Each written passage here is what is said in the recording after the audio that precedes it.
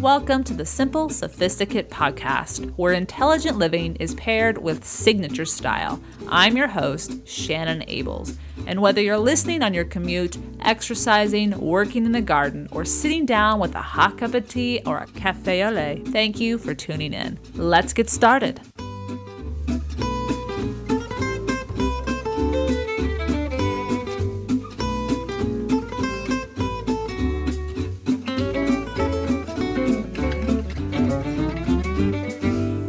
Good morning and welcome to the 54th episode of the SImple Sophisticate. In today's episode, we are going to talk about relationships, how to get along with people, our social world, and specifically, today's episode is all about how to deal with toxic people. Today, I'm going to share with you 10 ways to effectively deal with these people, whether we find them at work, in our personal lives, or simply just strangers we meet on the streets. So today, I'm going to start with a quote that I'm not really sure who said it, but I thought it really set the tone for what this episode is all about. Quote, "Until you let go of all the toxic people in your life, you will never grow into your fullest potential. Let them go so you can grow." I love this quote because as much as we want to say, it doesn't matter what goes around me. It doesn't matter about the town I live in or the people I surround myself with. I can still have so much control over my decisions. I can live a full life. Well, not truly, because you're affected by what surrounds you. And we've talked about this many times, so I know this does not come as a surprise. So it really has to do with some inner strength on our part to determine preemptively what we want to surround us, but also in the moment and in response, how to deal with toxic situations when we are confronted with them. And that's what we're going to talk about today. So let's get started. Toxic weeds, toxic chemicals, for example, or even toxins in our body. Each of these entities are labeled toxic because the name designates their ability to negatively affect the environment around them. The label of toxic is an indicator that it cannot be changed, no matter how badly we wish to reform it, tweak it, or coddle it. The same can be said for toxic people. That's the label we give it. All of us have or will in the future encounter a toxic person. They can be the stranger on the street we will never see again, but the interaction leaves our minds reeling and our confidence depleted. Or it can be someone we once thought to be a friend, or even someone we are related to. Work, too, can bring toxic people into our lives in which we have less control regarding the interactions. However, with the proper tools, each of us can effectively maneuver and handle these toxic people when they pop up into our lives unexpectedly or are people we cannot completely physically eradicate from our lives. Today, I'm going to share with you 10 ways to continue striving for and attaining your true potential, no matter what toxicity you encounter. So let's get right into this. Number 1, this is the big one, and this is the one that's going to take some self-discipline, but some fortitude, resoluteness on your part. Limit your interaction. Once you've determined the person is not someone you wish to continue a relationship with, but may see from time to time, perhaps you interact with them at work, or perhaps they're in your neighborhood, or perhaps they are family members, it is time for you to make a conscious decision to limit spending time with them. Politely decline their invitations, and eventually they will no longer continue to ask. Select to work with people who add value to any collaboration, and use the most powerful one-word sentence when it comes to setting boundaries. No. Don't waver. Refrain from being nice and putting yourself in a position that leaves you drained and/or disrespected. Simply say no. When we have choices about who we spend our time with, who we choose to work with on a group project, this is when we need to think consciously what is going to highlight and intensify the best of what these people can bring forward and what this situation can create and what will be a wet blanket. We need to focus on what will work best and move that direction rather than trying to appease people and not hurt people's feelings. Yes, we need to do this tactfully, but ultimately it's self-preservation. And again, we want to limit, because we may not be able to completely eliminate, the interactions we have with those toxic people. And number 2 is one that I came across recently, and it just really struck me. In fact, in many ways, it was the muse for today's episode. A lot of different thoughts been going around in my head about this topic. But when I saw this video, I was like, okay, I've got to sit down and write a post about this, because I think this is something we all deal with in one way or another. And when we know we can handle it effectively, we eliminate so much unnecessary stress. So number 2 is shift your thoughts about them. So shift your thoughts about the toxic person, whoever it is, whatever happened. Marianne Williamson shared with Oprah a few years ago an intriguing idea about how to deal with people who have betrayed you. Therefore, toxic people, you can't trust them, they're not loyal, they're hurtful, perhaps manipulative. And without question, someone who betrays you, promises their loyalty until it is inconvenient for them, and destroys your trust, or someone who hurts you, is a toxic person. Marianne Williamson suggests in this video, and I will include the video on today's show notes, I encourage you to go listen to it, because she's going to say this so much more profoundly and impressively than I.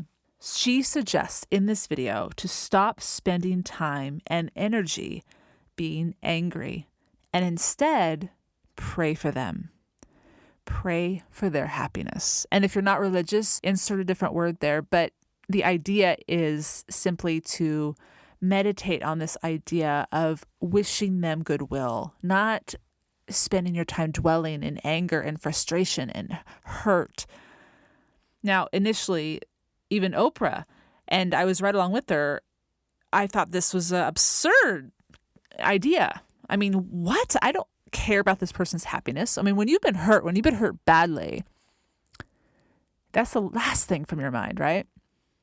But Williamson went on to explain the purpose in sending goodwill to this toxic person is to shift our minds. And actually, this whole idea has nothing to do with the other person. What we're trying to do is heal ourselves. She states that by doing this, either one of 2 things will happen. Either the person will change, or the person praying eventually won't care anymore. We won't care anymore. Because, again, we've shifted our thoughts. We've shifted away from being angry to being forgiving, possibly. Not forgetting, or I'll talk about that later. Forgiving, wishing them well, not wishing them ill will. And we are eliminating that toxicity from our thoughts as well. Because if we're angry, as Williamson reminds Oprah in this conversation, isn't that taking a lot of work as well? Isn't that debilitating? Isn't that a toxicity that you're bringing into your life? You're allowing it to grow, to fester. So instead, shift your thoughts to a more positive approach. Again, I encourage you to watch the video. It's about 4 minutes long. It will be on today's show notes, simplyluxuriouslife.com/podcast 54. So number 2 is shift your thoughts about the toxic person. Number 3, master your emotions. We've talked about this a lot here on the Simply Luxurious Life and the SImple Sophisticate. One of the destructive aspects of a toxic person is that they seem to masterfully know how to push our emotional buttons. They know our Achilles heel. They know our sacred cows, and they will attack them to gain control. How? Because we lose control when we allow our emotions to take control of our actions. In other words, rather than allowing our emotions to drive our actions, we can feel angry, we can feel hurt and betrayed, but we need to recognize how and why we're feeling this way. And then we need to gather up the reins and begin to think rationally. In other words, we need to have that self-control. We need to ask ourselves this question, quote, what is the best way to act in the situation to extract the best outcome? These are not often easy answers that we're going to find, but it is in having our emotions under control that we will find the best solution. When we can master our emotions, no one can have control over us. In other words, the toxic person loses their power and often will either sadly find someone else who isn't as strong enough or will simply stop. So By allowing someone to push our buttons, we are letting them control us. If we control whether or not our buttons will be pushed, we then take back that control. So number 3, master your emotions.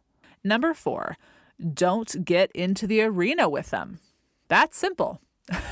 Perhaps the first time you engaged with someone you now define as toxic, you had no idea they were toxic. Otherwise, you wouldn't have gotten into the arena. But you did because you didn't know, okay? And that's honest, and it happens to all of us. In fact, you approach them as you would approach anyone, politely, with a friendly smile, and with a curiosity to get to know them cordially. However, you quickly realize the person does not behave logically for reasons you should not try to deduce because they do not make sense. As again, it will be a waste of your energy, and any common sense reasoning is falling on deaf ears. Walk away. Do not try to reason with them. Do not try to win the battle because, believe it or not, it is a war you will never be able to win. Don't even get into the arena once you know that that is who this person is. This is hard to do because you don't want to assume or jump to conclusions. Okay, that's fair and that's good. But with time and experience around certain people, you will be better able to ascertain that every once in a while, there will be people that you must not engage with. Here's a bit of just a reminder to kind of keep this in the back of your mind. Keep Mark Twain's words of advice in mind, and you should be fine. Quote, never argue with stupid people. They will drag you down to their level and then beat you with experience. Something to think about. Something to think about. Number 5, shift your approach when interactions do occur. A handful of years ago, I received advice from my mentor teacher that I still adhere to this day when it comes to dealing with people who will not change and therefore never allow discussion to potentially improve the relationship or allow it to grow, right? Be it family members or friends, when engaging in a discussion that involves a tense topic, treat them like you would a difficult parent at conferences, because she's my mentor teacher. Act professional, remove the emotion, offer common sense solutions, whether they take it or not, but then let go. Do not become attached emotionally to the situation. Remove yourself.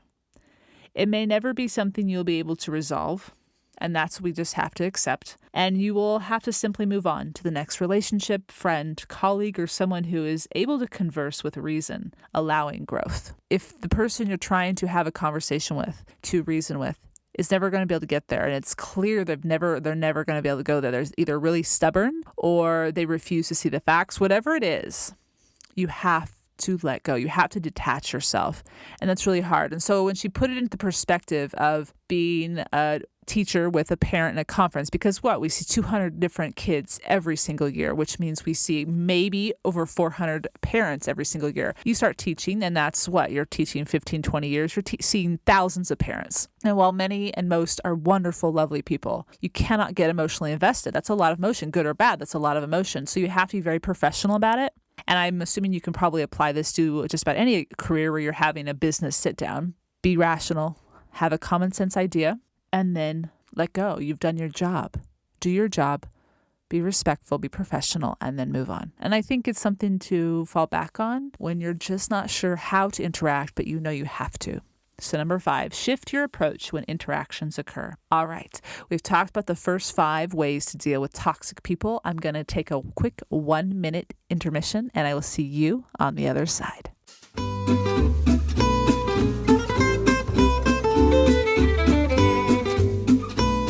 Are you a lover of all things French? Did you know that the SImple Sophisticate was originally inspired by the host Shannon's fondness for the French's approach to living after she studied abroad in Angers? The ideas of choosing quality over quantity, chic, timeless style over trends, and balancing pleasure alongside reaching our full potential are the central focuses of the top 3 Francophile-themed episodes. Tune in to episode number 4, where we talk about 10 ways to unearth your inner Francophile. Or episode number 23, where we talk about the French way, how to create a luxurious everyday life. Or, for you style lovers, episode number 32, the Francophiles Style Guide, the 14 Essentials. Be sure to tune in for a touch of France, no matter where you call home.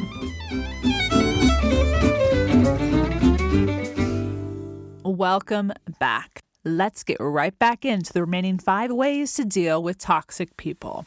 Number 6, set boundaries preemptively. The quote is often uttered, and it is to be trusted that we teach people how to treat us. In other words, when we initially meet someone, our self-respect is either clear, absent, or somewhere in between.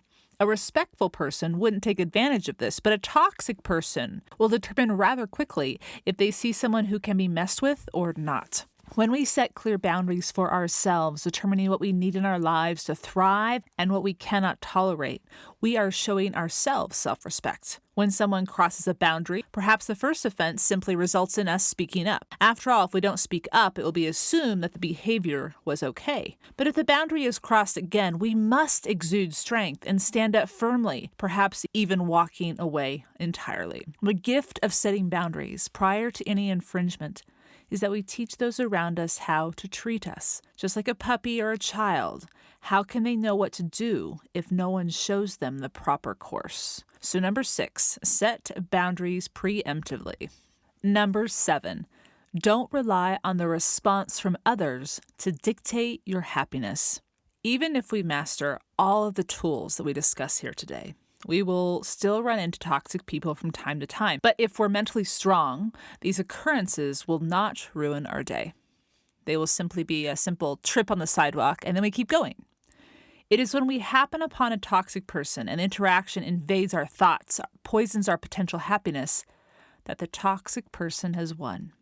We need instead to not be dependent upon what others say about us, what others think about us, or how they respond to us, because if we do, we hand over our happiness to them as well.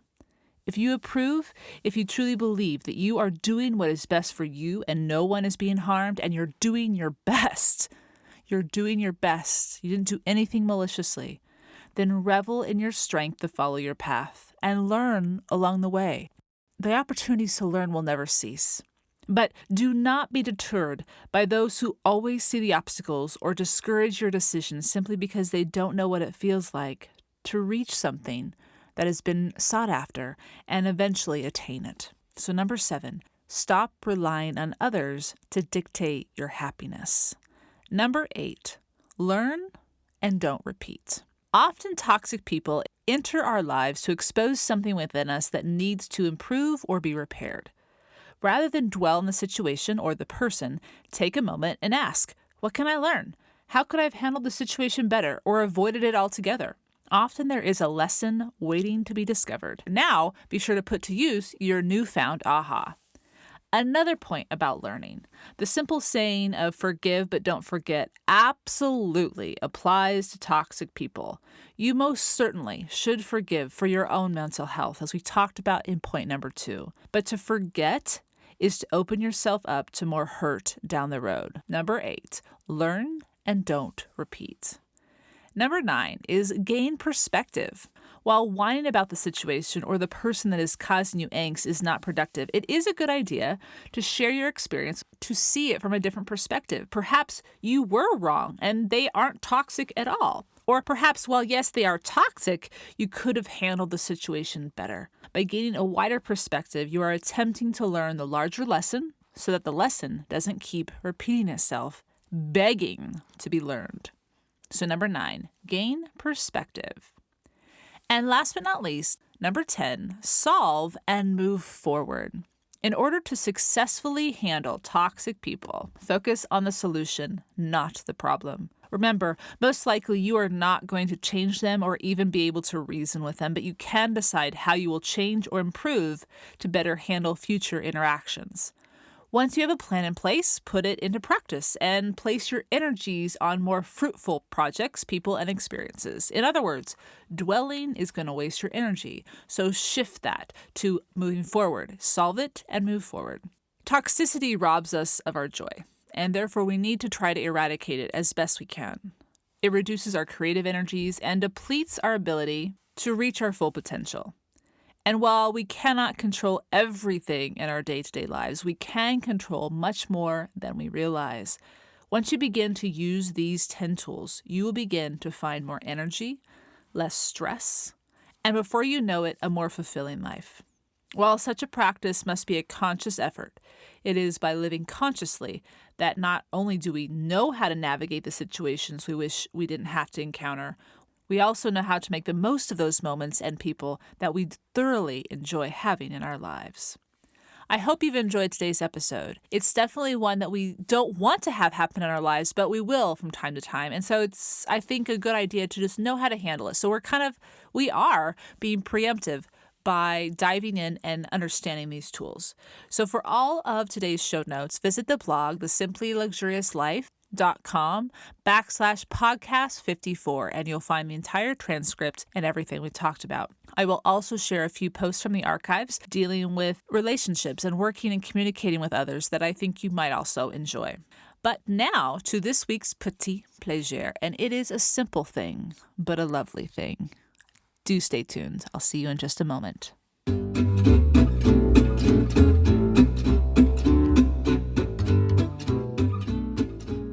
This week's Petit Plaisir is, as I said, very simple, but as the summer days are winding down here in the States, I have been more appreciative, I guess you could say, or thankful that we can simply stop by the farmer's market and pick up a bouquet of flowers for very little money. And this is not something we're able to do in the winter months as much. And so I thoroughly enjoy doing this. And it seems to just immediately brighten the room, even if it's just 2 or 3 stems of a flower, that your favorite flower. I highly recommend this. And my focus today is to make it a monochromatic bouquet. Now, I've talked about this before on the blog. The Barefoot Contessa always recommends in her cookbooks as well to make a monochromatic bouquet. And the main reason for this and why I love it is that it's simple, it's one decision, and it seems to be quite chic.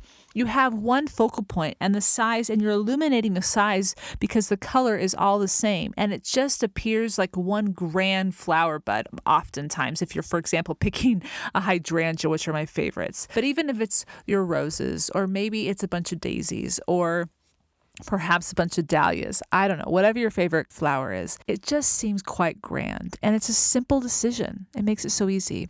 Another way is to only choose the same color, but a bunch of different types of flowers, depending on what is available to you. Perhaps you don't have a farmer's market you can go to, but you're at your grocery store, and some of the flowers are all the same color, but they're not the same varietal. That's okay.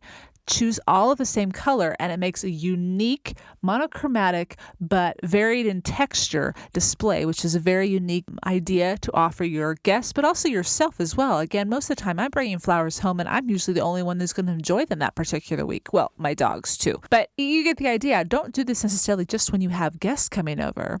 Do this for yourself every week. Pick out a few stems, one color, and I think you'll be impressed with regards to the power of Mother Nature can add to a simple space in your home. I will provide 3 images of how I've done this in my own home, just to kind of give you some ideas of color and whatnot. But I know that you will come up with an even better combination because it's going to be perfect for you. I hope you've enjoyed this week's Petit Plaisir, where each week ideas are shared to make the everyday all the more enjoyable. Tune in at the end of each Monday's podcast where I'll recommend a book, a film, a recipe, or a simple idea to brighten up your everyday. Anything that is a simple pleasure to satiate your sophisticated taste.